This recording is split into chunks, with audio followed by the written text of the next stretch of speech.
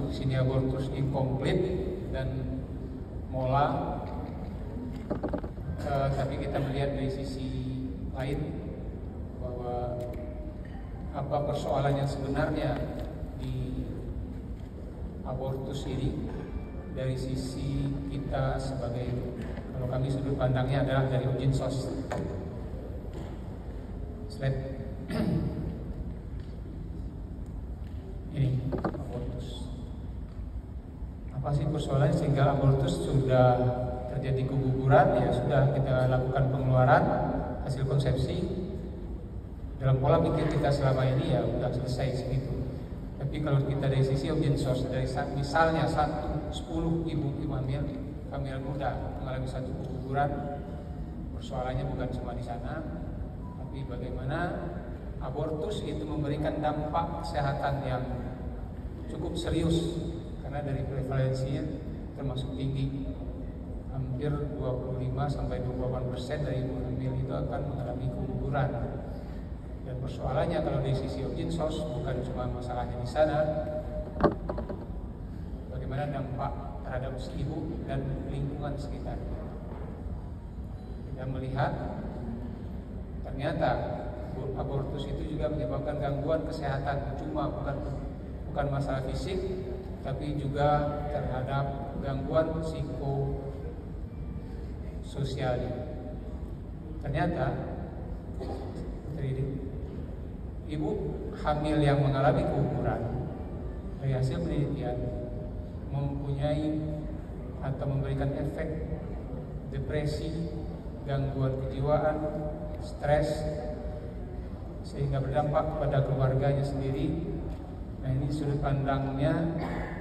Kalau orang Ujinsos itu melihat satu kasus di antara 10 kasus, bagaimana yang 9-nya tidak terdampak dan yang satu ini bisa ditangani secara komprehensif. Makanya nanti di sini ada asuhan pasca guguran yang bersifat komprehensif, nanti akan disampaikan oleh Dr. Iman Helmi. Termasuk di sana bagaimana mengeluarkan hasil konsepsi, kemudian memberikan konseling atau pilihan-pilihan, ataupun memberikan penjelasan kepada si pasien tentang dampak daripada guguran itu sendiri. Kemudian kita membimbing atau memberikan konseling bagaimana setelah dia dilakukan evakuasi, termasuk kontrasepsi, pilihan kontrasepsi, kemudian bagaimana dia mendapatkan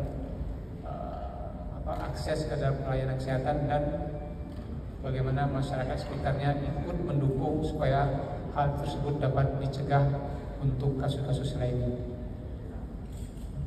Setiap ibu hamil mempunyai kemungkinan untuk mengalami terhentinya kehamilan.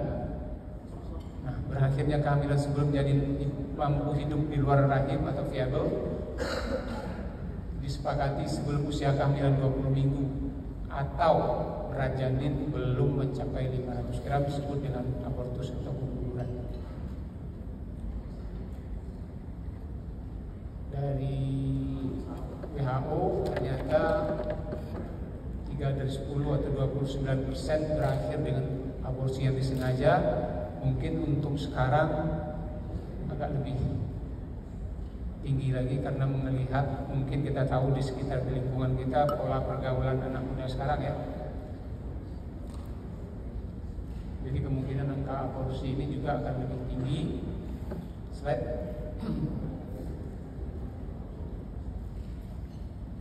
Etiologi. Ini kita sudah sama-sama tahu, kelainan pertumbuhan hasil konsepsi biasanya disebabkan oleh kelainan kromosom, bisa triploid atau diploid, kemudian bisa disebabkan oleh faktor lingkungan dari hasil konsepsi itu sendiri yang tidak mendukung ke arah tumbuhannya. Kemudian bisa kelainan pada plasenta yang berakhir mungkin salah satunya nanti pada mola hidatidosa, atau dia terjadi endartritis pada filicorealis sehingga menyebabkan oksigenasi terhadap hasil konsepsinya tidak berkembang secara baik sehingga akan mendukung terjadinya aborsi. Atau satu lagi penyakit ibu, semua penyakit seperti tifus, malaria, ataupun penyakit penahun lainnya atau diabetes dan lain-lain yang semuanya mendapat gangguan daripada vaskularisasi atau zat makanan kepada hasil konsepsi sehingga menimbulkan gangguan pertumbuhan berpotensi untuk menyebabkan abortus. Kelainan traktus genitalis seperti adanya retrofleksi yang berat atau kelainan kongenital daripada terus juga bisa menyebabkan PLB.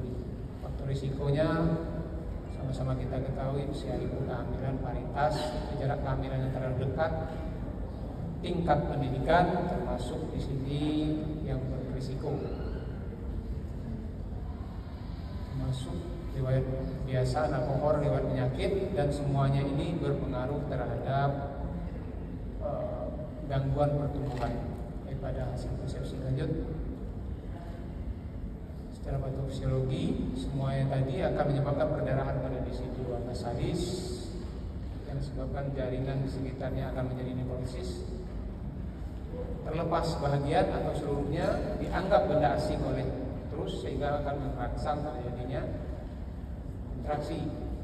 Biasanya si ibu akan mengalami flek, perdarahan, atau timbul nyeri. Biasanya pada hasil konsepsi yang berusia 8 minggu atau kurang dari 8 minggu sering dikeluarkan secara lengkap atau disebut dengan abortus komplit. Nah, kalau 8 sampai 15 minggu karena dia sudah menembus ke residual yang ada di dalam, sering terjadi abortus inkomplit. Ini kasuistik ya, tidak semua. Lanjut. Ini klasifikasi. Abortus bisa terjadi secara spontan maupun disengaja atau induced abortion. Bisa pada trimester pertama, kedua, atau dia terjadi berulang disebut dengan abortus habitualis. Abortus imminent, incipient, incomplete, complete, dan miss abortion. Kalau yang disengaja bisa sebagai hal terapeutik ataupun abortus provokatus.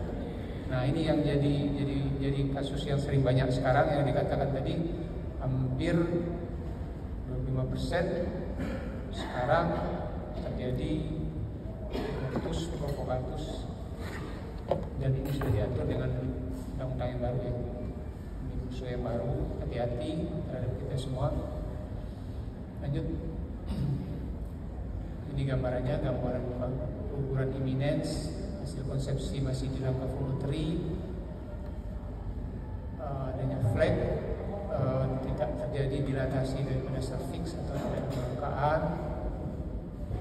Kemudian kalau dia sudah di dalam guguran yang sedang berlangsung atau incipient, walaupun hasil konsepsi masih di dalam voluntary tapi sudah terjadi dilatasi cervixnya. Dan kalau jaringan sebagian sudah akan menjadi inkomplit, dan keguguran komplit kalau semua hasil konsepsi sudah dikeluarkan semua, atau ternyata hasil konsepsi tertahan di dalam, tidak ada pertumbuhan selama 8 minggu lebih, itu disebut dengan miss abortion. Ini definisi. Lanjut. Manifestasinya dari hasil yang sudah disampaikan tadi. Dalam vagina ya kita lihat, ada dalam vagina kita lihat apa artinya kapan, apakah dikonfirmasi dengan perdarahan yang lain, bagaimana jumlah balut dalam 1 jam untuk mengkonfirmasi jumlah perdarahan, apakah dikeluarkannya sesuai ada jaringan atau tidak.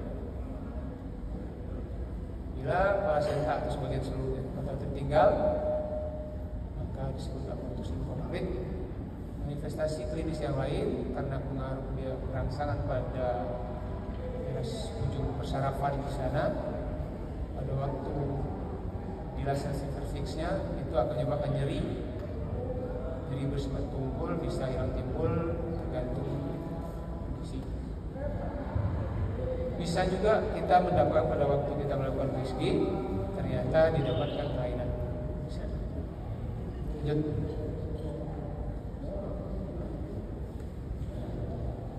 Ini sama tadi diagnosis komplit. kehilangan kehamilan total atau abortus komplit. Seperti yang katakan tadi, sudah lengkap keluar, serviksnya sudah tertutup. Kalau kita USG biasanya kita lihat kan penebalan endometriumnya di bawah 15 mm. Kalau ada jaringan yang belum keluar, dia tidak lengkap atau incomplete, kita lihat di endometrium sentral kadang-kadang bersifat heterogen dan mengandung masih kantong kehamilan. Keguguran yang tertunda atau misabortion, bisa juga suspected ovum, biasanya serviksnya masih tertutup, dikonfirmasi dengan USG kantong kehamilannya lebih dari 20 mm, tapi tidak tampak kantong janin atau yolk, atau CRL-nya lebih daripada 6 mm, tapi tidak terdeteksi aktivitas jantung janin, atau kurang dari 6 mm, tidak ada perubahan pada waktu kita lakukan USG ulang. Lanjut. Ini sudah sama-sama kita ketahui domestiknya yang perlu kita gali. Ini perlunya apa? Kita secara orang ujinsos harus melihat ini secara komprehensif. Kita tanya nama, usia, informasi kontaknya gimana, mencari keluhan utamanya, kondisi kehamilan termasuk di sini keluhan dia perdarahan vaginal dan riwayat obstetri sebelumnya. Ini perlu bagi kita untuk melihat nanti penanganan kita secara komprehensif, termasuk riwayatnya di situ apakah dia pernah melakukan topik, riwayat keguguran sebelumnya atau keguguran berulang ya, sering IUD, atau bagaimana cara persalinan mereka sebelumnya. Pada waktu pemeriksaan ginekologi kita tanya HPAT-nya sesuai apa tidak, nanti berkaitan dengan ke arah diagnostik. Dan pola siklus head untuk melihat apakah ini perdarahan. Kalau dia bisa jadi perdarahan karena memang kehamilannya atau ada sebab yang lain. Riwayat kontrasepsi perlu kita tanyakan, dan riwayat seksual, karena ini sekarang termasuk screening di puskesmas, di layanan primer juga kita melakukan screening HIV, hepatitis dan lain-lain, sifilis. Lanjut, riwayat penyakit lainnya itu berkaitan juga dengan etiologi tadi, riwayat obat-obatan, penggunaan obat-obatan, dan riwayat sosial untuk penanganan kita nanti dan mencari penyebab dan faktor risikonya. Lanjut. Ya, ini ada diagnostiknya untuk membentuk pola pikir kita. Bila perempuan usia reproduktif datang dengan perdarahan, lahir nyeri pelvis pada kehamilan muda, yang penting pertama kali kita lihat bagaimana kondisi saat dia datang. Apakah stabil atau tidak stabil, ada gejala shock atau pre-shock atau kondisi yang lain. Bila ada terjadi kondisi-kondisi yang tidak stabil, yang pertama kali kita lakukan adalah resusitasi atau stabilisasi terlebih dahulu. Baru sesudah itu kita melakukan pemeriksaan fisik untuk menunjang daripada pemeriksaan diagnostik kita, termasuk pemeriksaan penunjang.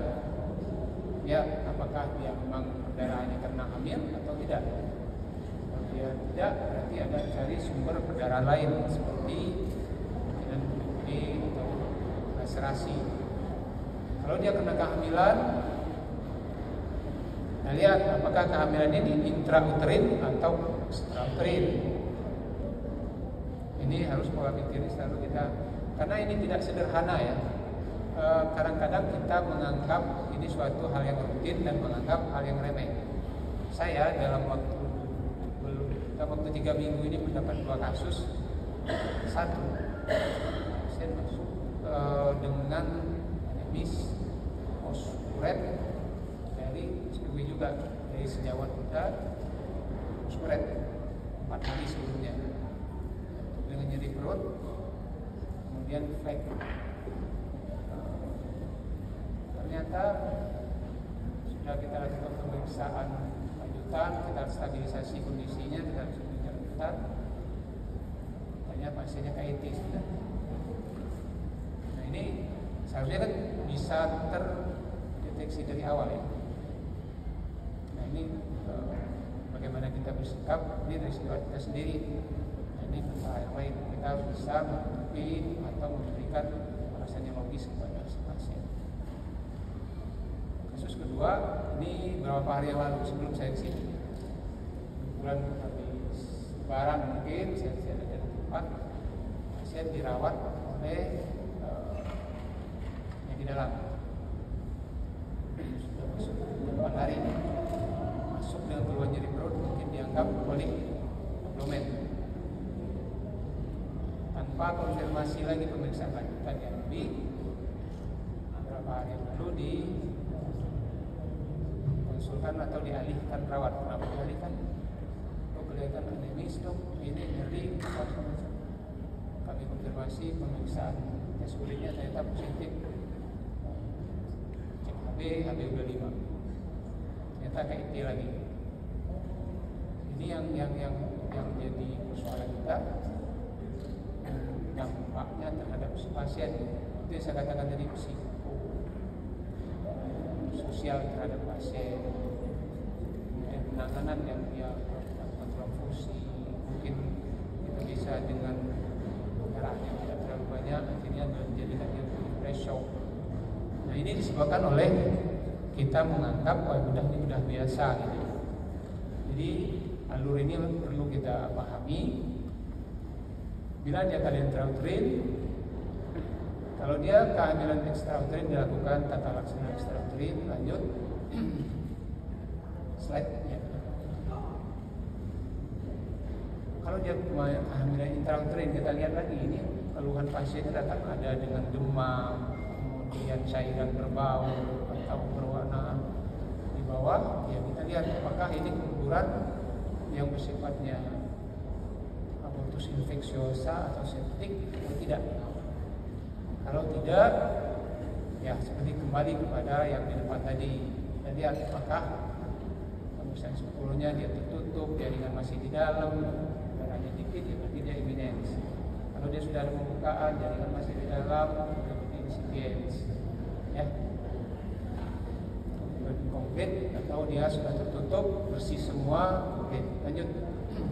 Saya akan cepat nanti ada. Ini mungkin sama aja dengan yang tadi.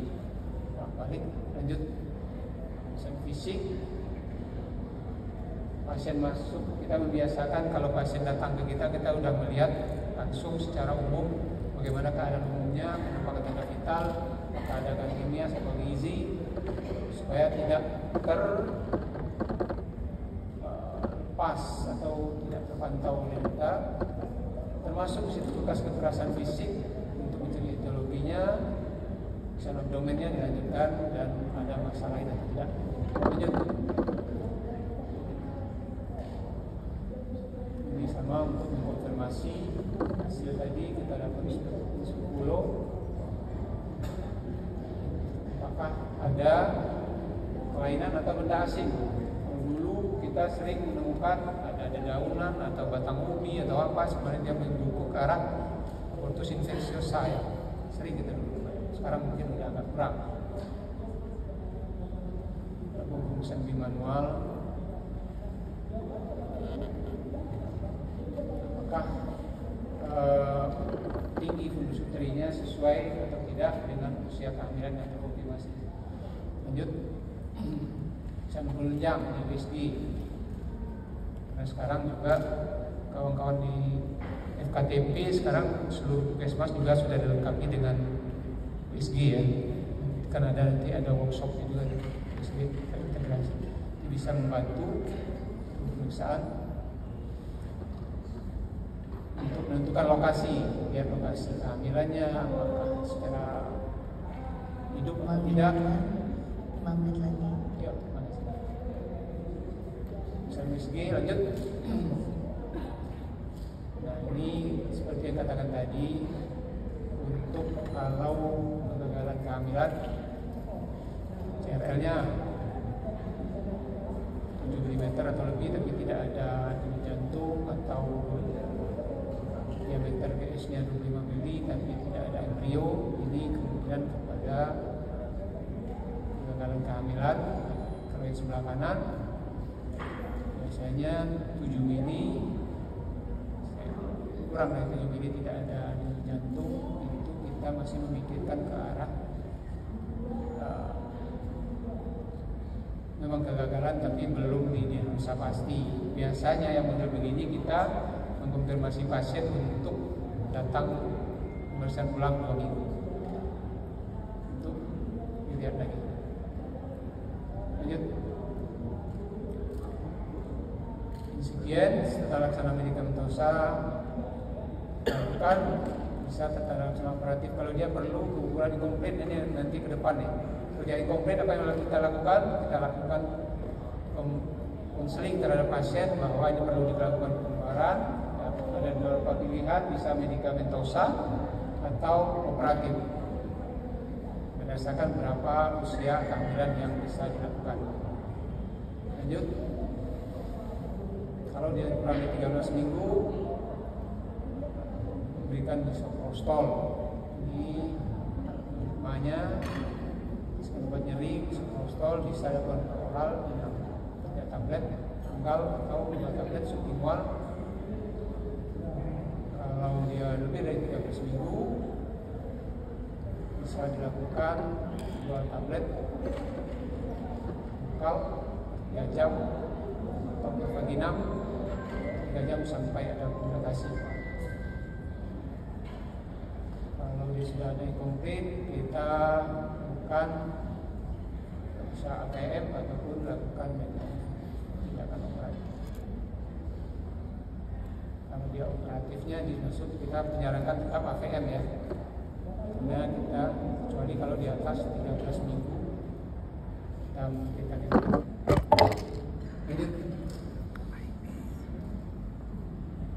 Ini katakan tadi. Lanjut.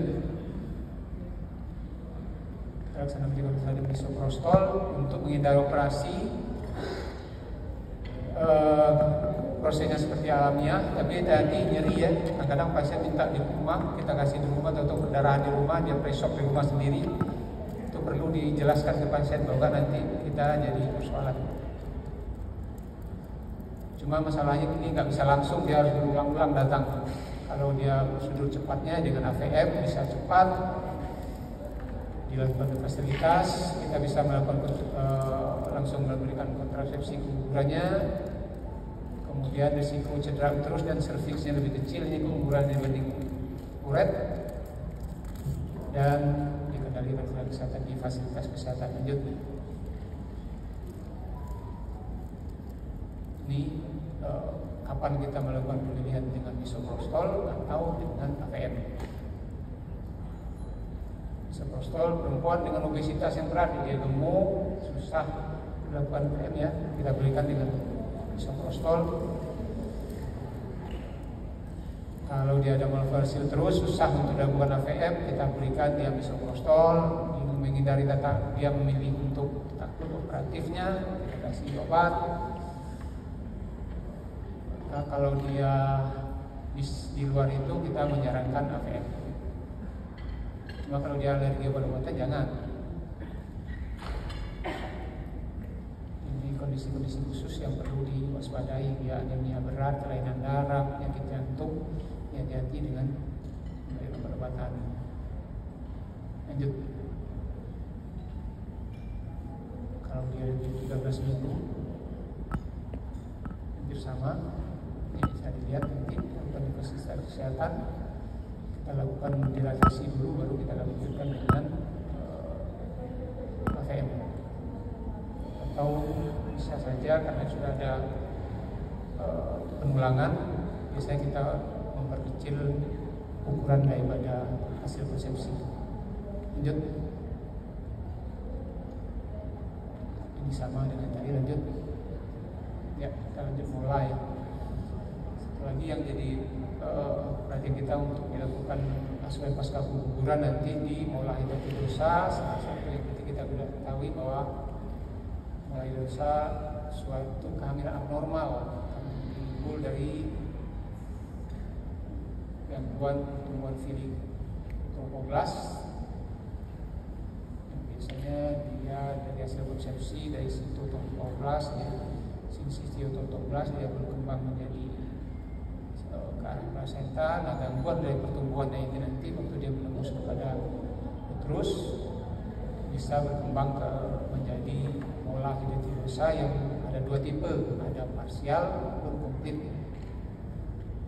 Yang komplit biasanya lebih berpotensi untuk menjadi lebih keganasan. Lanjut, ini gambarannya.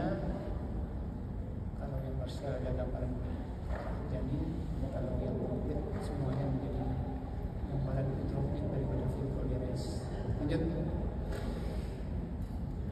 ini yang membedakannya. Biasanya kalau komplit biasanya sifat paternal, diploid, asal stereotipnya 46 XXY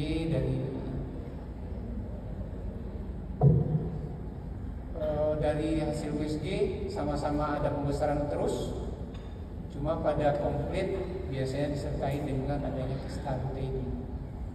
Dia jadi virusnya bersifat difus. Kalau pada parsial ada gangguan pertumbuhan daripada fetusnya. ACG-nya yang komplit lebih tinggi, jauh lebih tinggi.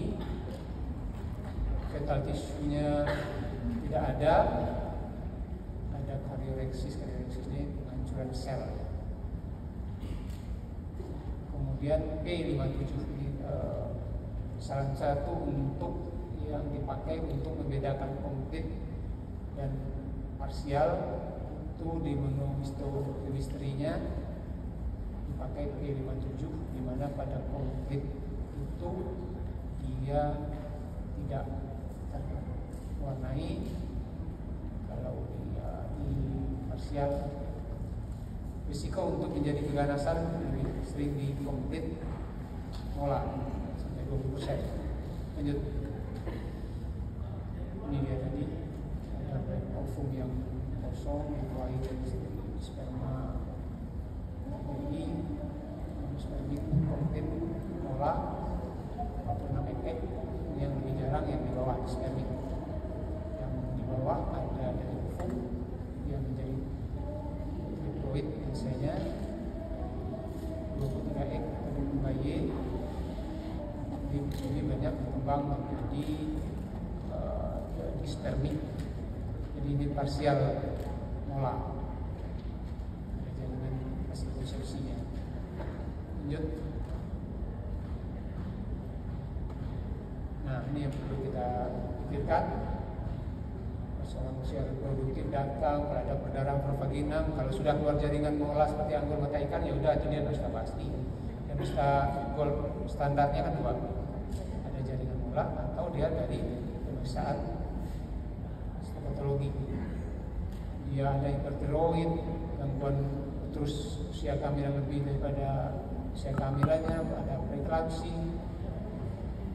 Ini kita harus memikirkan adanya suatu mola hidatidosa. Ya, lanjut. Ini pada segi gambaran fili placenta yang bisa cairan seperti buah anggur atau seperti sarang tawon, stok apa ini ya, serupai honeycomb. Kalau mola parsial sering didiagnosa sebagai bisa bosen. Ini gambarannya bersama. Ya, lanjut. Ini yang penting bisa kita ACG pada kehamilan normal, kita ACG meningkat dari 10 biasanya. Pada komplit itu beta ACG-nya jauh lebih tinggi. Peningkatan beta ACG 3 kali bisa berturut-turut atau lebih lama selama 20 selanjutnya. Ini perlu kita lakukan pemeriksaan beta ACG serial. Lanjut. Ini kalau dari hasil pemeriksaan transvaginal tidak ada gambar kehamilan tapi pada sebelumnya ada, maka kita memikirkan adanya abortus komplit. Tapi kalau dia ini, kita memikirkan mungkin di lokasi yang lain implantasinya. Kita lakukan pemeriksaan KHCG. Kalau dia lebih dari 3.000 intrauterine unit tapi tidak sesuai dengan hasil perdarahan yang ada, tapi tidak sesuai dengan jaringan yang keluar, kita perlu memikirkan kehamilan ektopik atau dia kehamilan di dalam terus yang masih, atau bisa juga disebabkan oleh hasil konsepsi yang masih tertahan. Kita perlu dilakukan pemeriksaan transvaginal ulang dan dilakukan pemeriksaan beta HCG lagi. Kalau dia dilakukan pemeriksaan ulangnya pada waktu 48 jam sesudah itu dia terjadi penurunan kurang dari 50% atau meningkat sedikit, sama kita pikirkan yang tadi. Kalau dia meningkat dari 50% itu mendukung terjadinya suatu kehamilan yang sudah diresepsi. Periksa beta HCG sampai normal.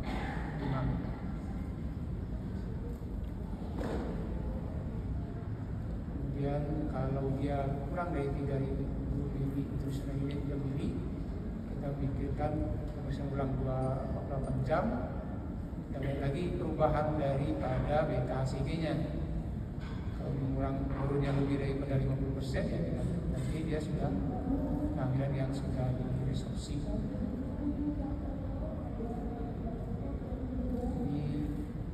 Yang harus kita lihat dalam pemeriksaan beta HCG. Lanjut.